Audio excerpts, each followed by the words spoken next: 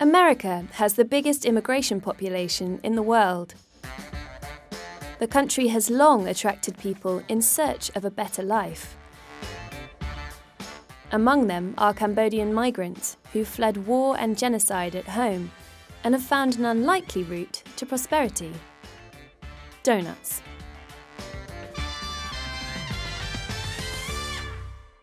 It's 4:40 a.m. and most people in this city are still fast asleep. And here we are. But when Los Angeles wakes up, Teresa Ngo needs to be ready. She's the co-owner of Blinkie's Donut Emporium. As soon as I get in, I throw all my stuff aside and I start packing up boxes. I feel like it's a contest every day. I'm just trying to beat myself. So every day is very different. There's days when we sell a few hundreds, there's days when we sell a few hundred boxes, there's days when we sell thousands of donuts. Teresa and her dad Hugh bought Blinkie's in 2003. Dad is very delicate with his donut. He treats them like they're his babies. I don't think he was that gentle with me growing up, but he's definitely he puts a lot of TLC in his donuts.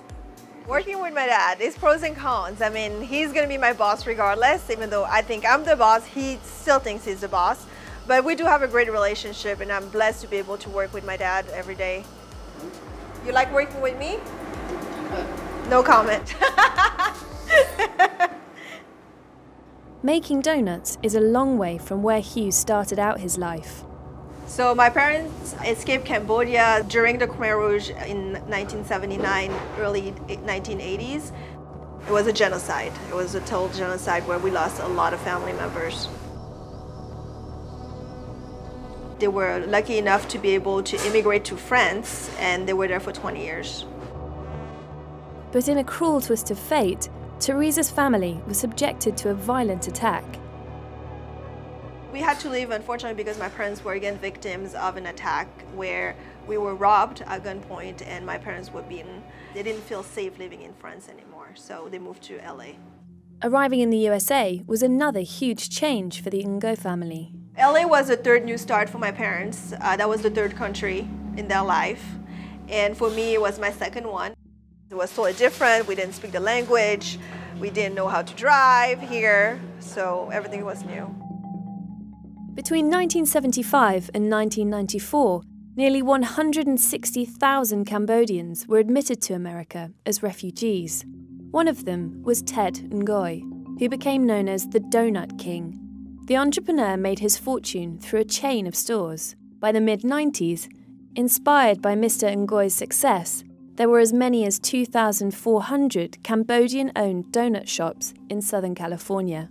LA was everything, California was everything, so it was just like a dream come true just to be able to be here. So I never thought I would be owning a donut shop. I thought it was just gonna be a stepping stone for me, but because of the connection we've made with our customers and the community, now it just makes it home. Really? Yeah. Oh, you're so sweet. I love that it's a total neighborhood community donut shop. I know the owners know my kids. Los Angeles has a reputation for healthy eating, but that hasn't slowed the steady stream of patrons at Blinkie's. Donuts are bulletproof. They're what makes you happy, the little go-to snack that you can have on cheat day. We have a lot of bodybuilders that come in. We have a lot of moms that are super healthy, but they still bring their kids for that little touch of sugar. It doesn't matter how healthy the craze is, you're still gonna want a donut at the end of the day. Thank you, honey. Thank you. Blinkie's is now one of the top-rated donut shops in Los Angeles. For me, Blinkie's is everything about the American dream. It's not a big dream. I'm not, driving Rolls Royces or anything like that, but I'm living the dream. I'm here, I'm safe, I'm selling an American product, I'm making an American product for the Americans. Thank you, Doc. So yeah, it's a blessing, it's a privilege for me.